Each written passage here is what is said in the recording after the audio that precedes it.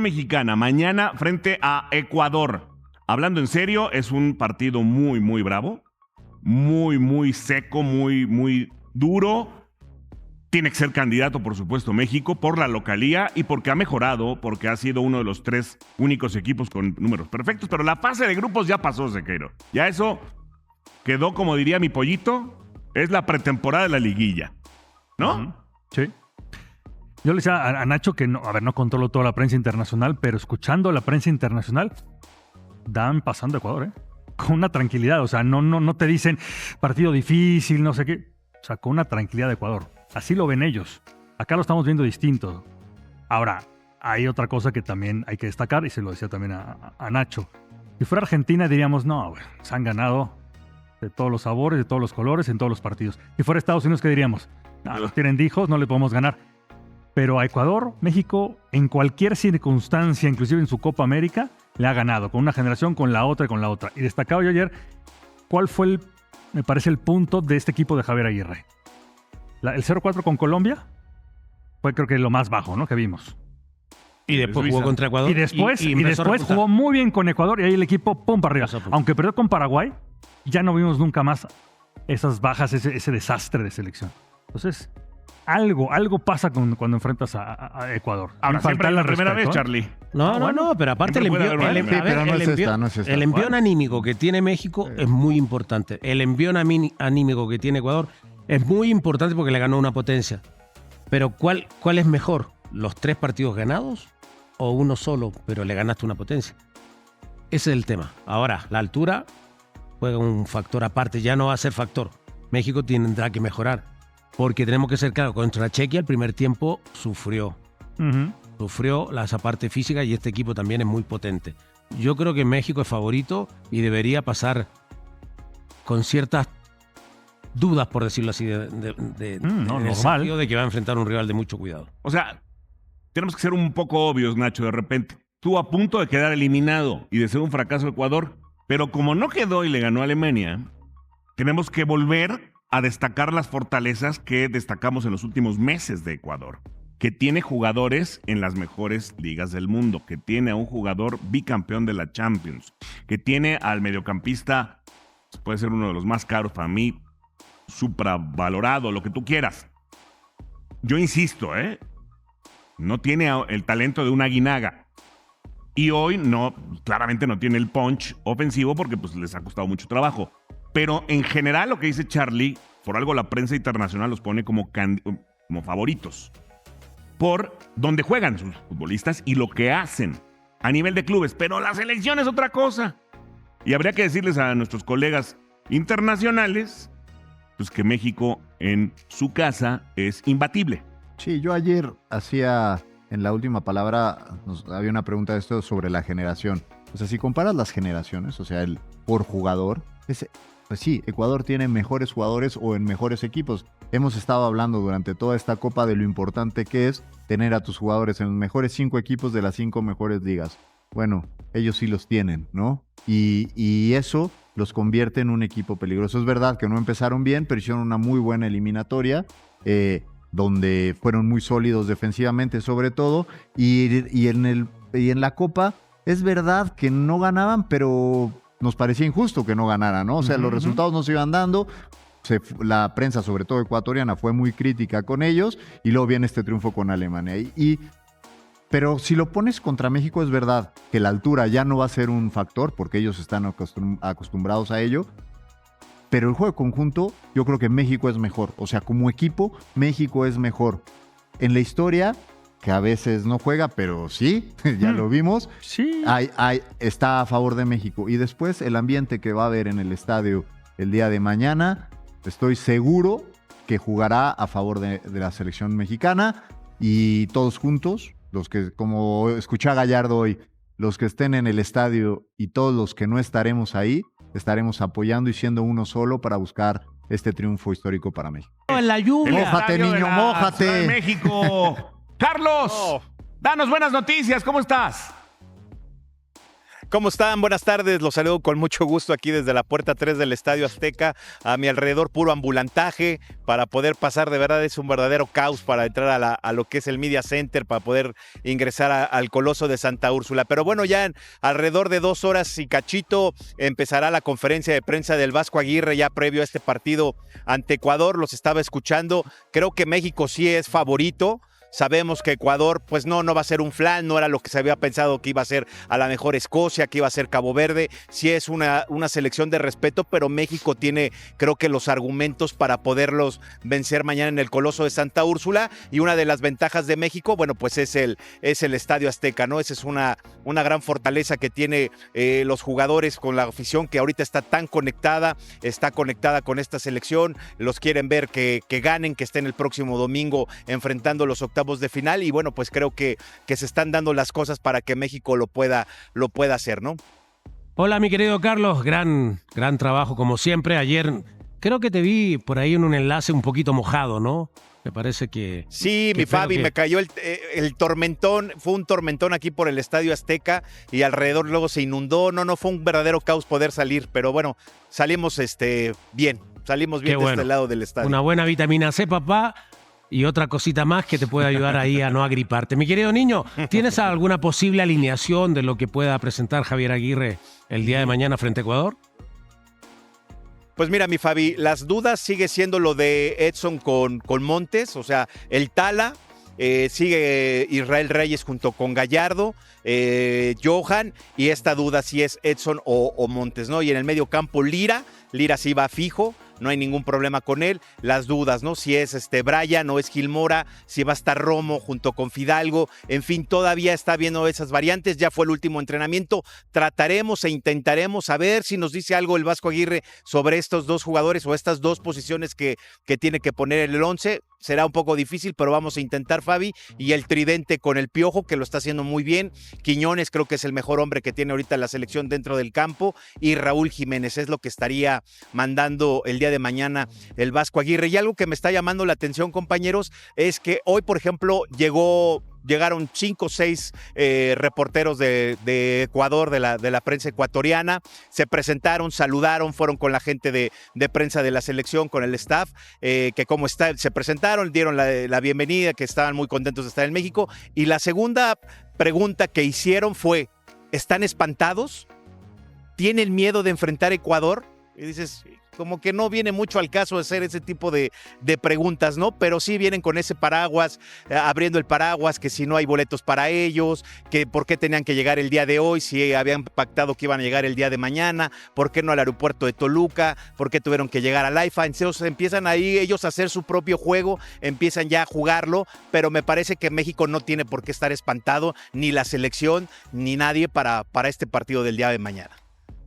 Hola Carlos, te saludo y exactamente estoy totalmente de acuerdo contigo, ¿no? Yo he tenido oportunidad de escuchar algo de la prensa de Ecuador que hablan del por qué no querían enfrentar a México, que porque es local, que porque va a haber favoritismo y exactamente así, ya abriendo el paraguas. Aquí lo hablábamos ahora, creo que México debe ganar este partido por la historia, por el equipo, por el ambiente que habrá, por el apoyo de los mexicanos. Uh-huh. Y yo te quería preguntar, ¿no? Porque escucho que ya sacaste a Jorge de toda posibilidad. ¿No estará todavía en duda lo que es la lateral derecha? Igual, Nacho, te saludo con mucho gusto. Mira, ese es de lo que ha ensayado el Vasco. Todo puede cambiar, puede estar el día de mañana Jorge o al rato en alguno de los otros enlaces les comente que va a estar Jorge por el lado derecho, ¿no? Pero me habían dicho por Israel Reyes, por ser más defensivo, por cómo es, ponerlo del lado derecho para que no vaya a haber ningún problema, porque sabemos que la selección de Ecuador es muy rápida, ¿no? Y bueno, también ayer comentábamos, bueno, pues es que la altura de la Ciudad de México no les va a afectar tanto, y me estaban comentando que Ecuador tiene más de un año de no jugar en la altura, ¿no? Se cambiaron de Quito, se cambiaron a Guayaquil precisamente para evitar la altura. Entonces, bueno, creo que es otro factor que va a tener a favor la selección, Nacho. Buen ambiente, cuando entramos ahí les dieron una especie como de unos popotes largos y se estuvieron pegando ahí los jugadores, siguen las risas, siguen las bromas, y bueno, pues el Vasco está más que contento con lo que está haciendo con la selección mexicana de fútbol. Y el día de ayer, compañeros, les comentaba igual en Fox Radio que me ofrecieron boletos en 500,000 pesos en la reventa hasta abajo. ¿Cuánto les mando? ¿Y no compraste? No, pues cómpralos. No, y me luego estaba los esperando pasas. a que ¿Cómo me dijera cuántos? Fabián o Nacho cuántos quieren para ahorita ya hacer aquí las transferencias y Oye, ya se los mando ahorita ya al ¿Es canal. en serio $500,000 Sí. por boleto? $500,000 hasta abajo. La zona de hasta abajo está en $500,000 en la reventa. Hasta O sea, es arriba la en del, 55,000. la del hospitality ese, ¿no? La del saloncito bonito abajo. Yo espero que haya sido eso, pero nada más me comentaron que era la zona de hasta abajo del estadio y hasta arriba en 55, hay otros en 65,000. Entonces, la verdad es que sí está muy disparado lo que es la reventa. Ya no hay boletos, es lo que nos habían comentado, que ya no hay boletos, pero la gente está muy conectada, Oscar. Entonces, digo, hay mucha gente que no puede entrar por este tipo de precios, pero están los alrededores esperando que México gane para los festejos, están en sus celulares viendo el partido. Entonces, bueno, hay mucha conexión y la verdad, pues ojalá que México pueda avanzar para que esta gente siga disfrutando. Pues qué lástima que sea imposible asistir Sí, no.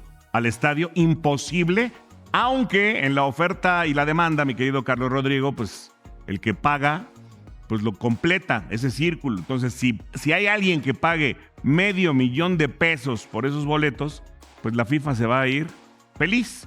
Y en general, la gente va a seguir feliz. Porque, como bien dices, pues está alrededor del estadio y lo que quieren en realidad es que gane México. Ojalá que se dé esto para que Exactamente. siga agrandándose el corazón de todos los mexicanos aficionados que hoy estamos todos muy, Sí, muy contentos, ¿no, Carlos? sí, sobre todo, bueno, sí, la gente se está organizando, ¿no? Por ejemplo, me comentaban que hay un sector de la afición o que terminando el partido se quieren ir a la asta bandera de allá de San Jerónimo a festejar, ¿no? Otra parte quiere esperar a la selección cuando ganen en la autopista, que ya ven que hay que tomar la autopista México-Cuernavaca para llegar al centro de alto rendimiento. También toda esa parte la gente los quiere recibir, aparte afuera del centro de alto rendimiento. Entonces la gente está muy conectada, está muy contenta por todo lo que está pasando con la selección y ojalá siga así y esos octavos de final se puedan dar se den aquí en el Estadio Azteca para poder acceder a los cuartos. Bueno, ya que dijiste lo de la afición que quiere ir a otros puntos, el reporte vial previo al partido, como siempre, es el mismo, ¿verdad? Cierran desde las 0 horas. Igual, el mismo. A las 0 horas ya se empiezan a bloquear 1,5 kilómetros alrededor del Estadio Azteca, el circuito, Avenida de Limán, Huipulco, Calzada de Tlalpan, y a partir del día de mañana, ya a las 8 de la mañana, ya la gente puede andar por los alrededores. Las puertas se abren 4 horas antes, entonces, pero la gente, de todas maneras, si no tienen boletos, andan por aquí en los alrededores, pero va a ser la misma logística, Oscar. Puedes decirlo, ¿eh? Circuito Azteca, así se llama, la calle, hombre. No tienes que decir Sí, Circuito Estadio de la Ciudad de México, no. Es que estamos todos espantados con los nombres que Circuito tenemos que decir al Azteca. aire. Es que ya había dicho ya había dicho Estadio Azteca y luego Circuito Azteca, pues eso Muy dije bien. circuito. Muy bien tú. Muy bien, Bueno. Carlos Rodrigo, pues ojalá no te empapes hoy como ayer y te mandamos un abrazo, ¿eh? Estamos en contacto. Esperemos que no. Muchas Muy gracias, bien. que estén muy bien. Hay un delantero de 21 años que llegó gratis al club con un perfil tan poco convencional para el fútbol mexicano, que su historia de origen en Las Vegas, con ascendencia tunecina y doble formación continental, merece contarse completa antes de cualquier expectativa. Vamos a hablar también de un canterano de 20 años que ya impresionó al cuerpo técnico en un amistoso del torneo pasado y que regresó a la pretemporada con otro estatus. Y la diferencia entre aquella aparición puntual y su presencia actual desde el primer día lo convierte en candidato serio a protagonizar el debut más esperado de la apertura, de un mediocampista que fue figura indiscutible del semestre y que salió a reconocer públicamente que el Mundial no fue lo que la gente esperaba de él, y esa autocrítica en voz alta, en la previa al partido más importante del torneo, dice algo muy específico sobre el tipo de carácter que este jugador tiene para procesar los momentos difíciles. Y de 2 salidas confirmadas esta semana que cerraron sus respectivos ciclos de maneras completamente opuestas, una con gratitud genuina y otra con una espinita clavada, y entender qué separó una historia de la otra confirma que en el fútbol profesional la misma institución puede tratarte de formas completamente distintas dependiendo de cómo termines. Suscríbanse al canal, activen la campanita y denle like porque lo que viene no tiene filtro. Comenzamos. 2 datos rápidos antes de los temas de fondo. Chivas confirmó su primer amistoso de preparación para el Apertura 2026. Enfrentará a Correcaminos el próximo viernes 3 de julio a las 20:00 horas en el Estadio Marte R. Gómez de Ciudad Victoria, Tamaulipas, todavía sin transmisión confirmada para los aficionados que no puedan estar presentes. Y el Guadalajara ventiló un detalle de su nueva playera con Nike que hizo estallar de felicidad a la afición en redes sociales. La criticada caja de caliente desaparecerá por completo del centro del jersey a partir del 1 de julio, dejando únicamente el contorno junto a las franjas rojas tradicionales, lo que generó reacciones como esta de un Chiva hermano en redes sociales. No dejan de llegar las buenas noticias al club. Evidentemente es solo una cuestión visual, pero qué bonita se verá la camiseta con las rayas rojas y blancas intactas. Anwar Ben Rouma llega completamente gratis al rebaño sagrado y la historia detrás de quién es este delantero, de dónde viene y qué tipo de jugador representa dentro del ecosistema del fútbol mexicano merece presentarse con el detalle que un perfil tan poco convencional exige, porque muy pocos futbolistas en la historia del club han llegado con una trayectoria tan multicultural antes de tocar la puerta de Verde Valle. Nacido en Las Vegas, Nevada, Ben Rouma tiene doble nacionalidad mexicana y estadounidense, además de ascendencia tunecina por parte de su padre, lo que lo convierte en una combinación de influencias que difícilmente se encuentra dentro del plantel de ningún otro club mexicano. Su formación futbolística la completó en Estados Unidos con equipos como Real Salt Lake Academy y Las Vegas Lights, antes de decidir dar el salto hacia el fútbol mexicano con 18 años, eligiendo a Mazatlán como el club donde iniciaría su proceso de adaptación a la Liga MX. Durante su estancia con los Cañoneros disputó 54 partidos sumando las categorías Sub-19 y Sub-21, aportando un total de 19 goles que confirmaron su calidad goleadora en ambos niveles de formación. Ya tuvo roce directo con el máximo circuito al sumar 3 partidos con el primer equipo, debutando en julio de 2025 en la jornada 1 de la apertura de ese año frente a Cruz Azul y posteriormente ingresando también contra Atlas y Santos durante el Clausura 2026, lo que suma experiencia real en la primera división, aunque todavía en dosis limitadas para un jugador de su edad. La directiva rojiblanca aprovechó la reestructuración que atraviesa el fútbol mexicano tras la venta de la plaza de Mazatlán a Atlante, lo que dejó a Ben Rouma como agente libre sin ningún costo de transferencia para ningún club. Chivas lo captó con la intención de mandarlo inicialmente a la Liga de Expansión con el Tapatío, con el objetivo de que juegue con regularidad y demuestre su talento antes de subir formalmente al primer equipo, aunque distintos reportes apuntan a que la posibilidad de escalar de manera inmediata sigue completamente abierta si logra llenarle el ojo a Gabriel Milito durante esta etapa de adaptación. Lo que resulta más interesante de analizar en esta incorporación gratuita es que Ben Rouma no llega como una apuesta ciega, sino como un jugador con 54 partidos comprobados en la estructura de Mazatlán y 3 apariciones en el máximo circuito, exactamente el tipo de perfil que cualquier club puede integrar sin riesgo financiero real, sabiendo que si funciona genera plusvalía futura y si no funciona no genera ninguna pérdida económica para la institución. El chiverío no perdió nada haciéndolo y puede ganar bastante si el delantero confirma lo que mostró en sus categorías formativas dentro de un sistema mucho más exigente. Hugo Mata aparece como una de las grandes sorpresas posibles de Chivas para el Apertura 2026 y entender la diferencia concreta entre su primera aparición cercana al primer equipo y su presencia actual en la pretemporada confirma que el joven media punta ya no está simplemente cubriendo vacantes, sino compitiendo por un lugar real dentro del esquema de Milito. La primera vez que Mata apareció en el radar rojiblanco fue durante el pasado Clausura 2026, cuando las múltiples ausencias provocadas por convocatorias y lesiones llevaron al cuerpo técnico a considerarlo para integrarse a la dinámica del plantel principal. En aquella oportunidad sumó minutos en un amistoso frente al Atlas, disputado en Estados Unidos, una experiencia que le permitió mostrar parte de sus condiciones y dejar una primera impresión positiva dentro del club. Esa aparición, sin embargo, tenía la naturaleza de una solución emergente ante una circunstancia específica, no de un proceso planificado de integración al plantel. La situación actual es completamente distinta y esa diferencia es exactamente lo que hace que esta pretemporada específica sea tan relevante para su carrera. Mata forma parte del grupo desde el primer día, participando de los trabajos físicos, tácticos y futbolísticos que Milito utiliza para transmitir su idea de juego en igualdad de condiciones con jugadores del plantel principal y no como una incorporación circunstancial de última hora. Esa continuidad cotidiana representa un paso institucional importante porque confirma que el técnico lo está evaluando con tiempo real y no simplemente cubriéndolo. En una emergencia formado entre Atlas y Chivas, el atacante de 20 años destaca por su calidad técnica, su personalidad con la pelota y su capacidad para asumir responsabilidades en zonas de presión.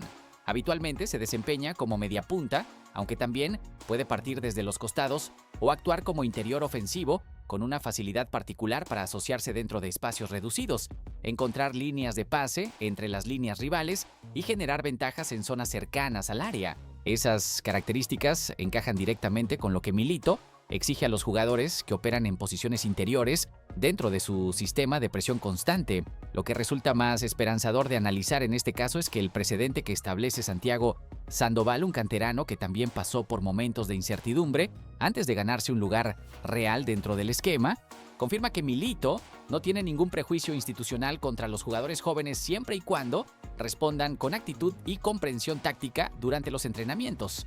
Hugo Mata tiene esa ventana completamente abierta y si logra mantener el nivel durante toda esta pretemporada, el Apertura 2026 podría ser el momento donde el Chiverío conozcan a uno de sus próximos referentes formativos. Armando González lanzó una respuesta contundente sobre las posibilidades reales de que México dispute la final del Mundial 2026. Y la naturaleza exacta de esa declaración merece analizarse en contexto, porque dice tanto sobre el ambiente interno del Tri como sobre la propia situación del delantero de Chivas dentro del torneo. El Tri de Javier Aguirre tuvo un inicio histórico en el certamen mundialista al quedarse con 9 de 9 puntos posibles tras ganar todos los partidos del Grupo A, con los jugadores de Chivas como grandes figuras. Luis Romo anotó el gol de la victoria ante Corea del Sur. Raúl Rangel fue clave con una atajada decisiva en el momento más complicado para asegurar la clasificación. Roberto Alvarado se despachó con 2 asistencias en distintos partidos para los goles de Raúl Jiménez y Álvaro Fidalgo. Y Mateo Chávez marcó uno de los golazos del torneo frente a Chequia. En la zona mixta del CAR, González fue directo sobre las expectativas colectivas. Tenemos ese objetivo. Nadie aquí en el equipo duda de que no podríamos lograr eso. Lo que hace esa declaración todavía más significativa es que viene de un jugador que apenas vio un puñado de minutos ante Sudáfrica en toda la fase de grupos y que en el partido frente a Chequia ni siquiera tuvo actividad. Eso confirma que su confianza en las posibilidades del equipo no depende en absoluto de su propio protagonismo individual dentro del torneo, sino de lo que observa cotidianamente dentro de la concentración y dentro de los entrenamientos donde convive con los titulares indiscutibles del equipo. Lo que resulta más esperanzador de analizar en esta declaración es que confirma un nivel de cohesión interna dentro del vestidor mexicano que trasciende completamente las situaciones individuales de cada jugador.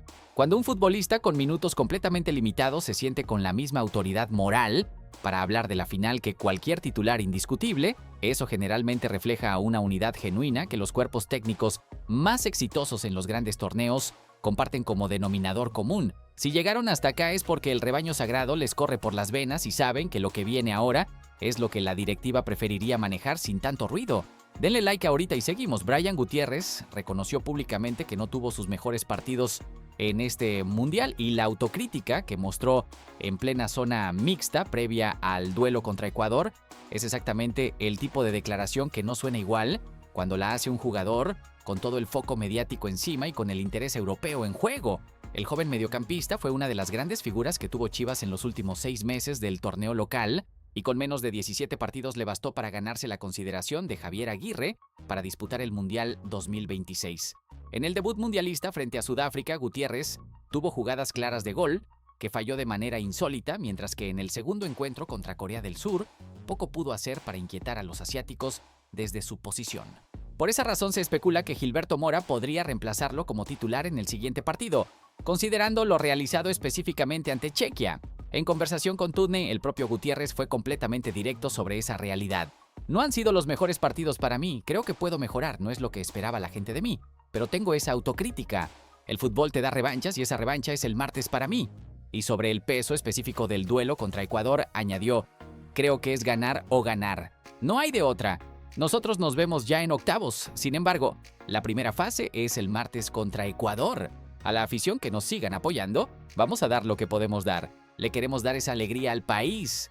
Lo que resulta más prudente de reconocer en esta situación es que la franqueza con la que Gutiérrez aceptó su bajo rendimiento sin ninguna excusa adicional, sin señalar a compañeros ni a condiciones externas, confirma exactamente el tipo de carácter competitivo que necesita un jugador joven para sobrevivir a la presión mediática de un mundial sin que eso comprometa su valorización futura en Europa. Hay técnicos y directivos europeos que evalúan específicamente cómo reaccionan los futbolistas jóvenes ante la adversidad pública, y en ese sentido la respuesta de Brian Gutiérrez es exactamente la que cualquier institución que lo esté siguiendo quería escuchar.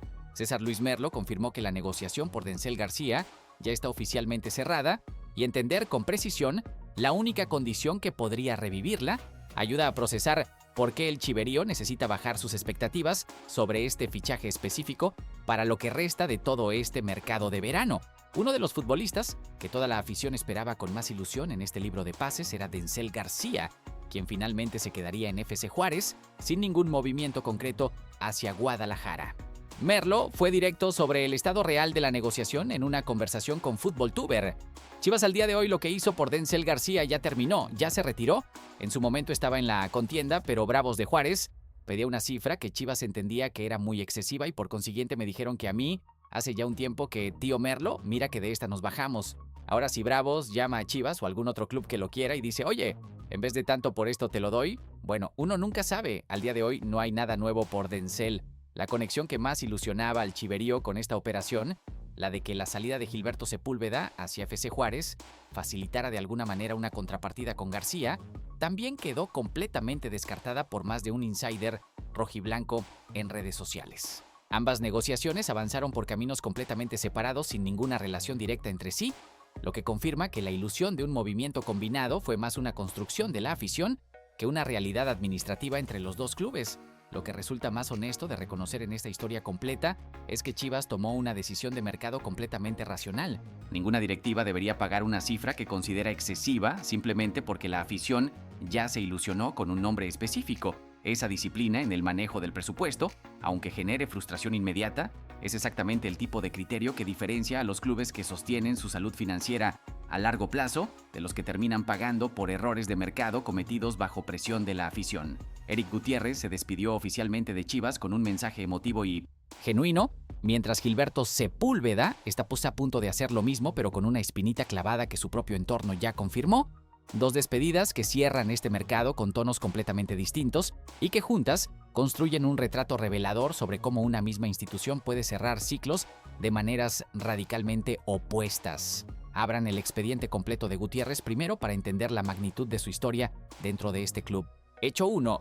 Llegó al Guadalajara en julio de 2023 procedente del PSV de Holanda, club donde disputó 5 temporadas completas como uno de los pocos mexicanos en consolidarse en la Eredivisie. Hecho 2.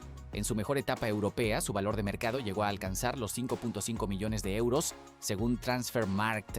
Hecho 3. Su valor actual al momento de marcharse al Toluca se ubica apenas en 1.5 millones de euros, una caída de más del 70% sobre su pico histórico. Hecho 4. A pesar de esa devaluación dramática y de los 6 meses completamente inactivos, el propio Guti cerró su ciclo con estas palabras hacia la afición.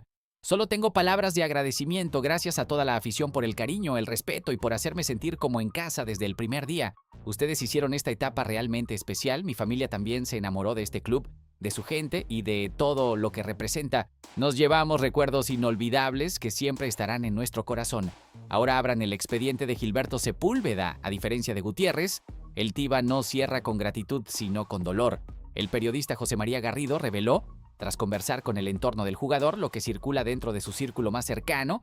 Tengo la sensación, insisto, después de platicar un poco con el entorno de Tiva Sepúlveda, que Tiva se va con una sensación de dolor, con una sensación de incomodidad, de irse con una espinita clavada inclusive. Yo no dudo que el Tiva en el fondo piense que el técnico se la agarró con él por alguna cuestión hasta fuera de la cancha. Esa es la impresión que me da después de escuchar, de conocer, de sondear. He podido conocer desde su entorno que Tiva trae por dentro esa sensación de que el técnico se la agarró con él y que por alguna razón ya no le quiso dar la oportunidad, sobre todo cuando había demostrado en la llave contra Tigres que estaba con condiciones y que tenía calidad para seguir peleando por un lugar. El veredicto que se construye cuando se ven estas dos despedidas juntas confirma que el fútbol profesional puede cerrar ciclos de maneras completamente distintas dentro de la misma institución. Gutiérrez se va con gratitud genuina pese a la caída brutal en su cotización y a 6 meses de inactividad que cualquier jugador hubiera procesado con resentimiento, mientras Sepúlveda se va con una herida emocional pese a tener todavía margen real de carrera por delante y años de formación rojiblanca que deberían haber generado un cierre más tranquilo. ¿Creen que Milito debió haberle dado a Gilberto Sepúlveda más oportunidades después de lo que mostró contra Tigres? ¿O la decisión técnica estuvo completamente justificada por sus limitaciones con el balón en los pies? Y entre la caída de valor de Eric Gutiérrez y la salida dolida de Sepúlveda, ¿cuál de las dos historias les parece más injusta para un jugador que dio todo lo que pudo dentro de sus propias posibilidades? Échenme las dos respuestas en los comentarios. En el próximo video les voy a contar cuál es el primer amistoso donde Hugo Mata y Anwar Ben Roma podrían tener minutos reales con la consideración directa de Gabriel Milito, y si alguno de los dos canteranos logra llenarle el ojo antes de que arranque oficialmente el Apertura. Ese detalle lo cambia todo. Suscríbanse para no perdérselo, denle like si llegaron hasta acá, activen la campanita y nos vemos en el próximo video.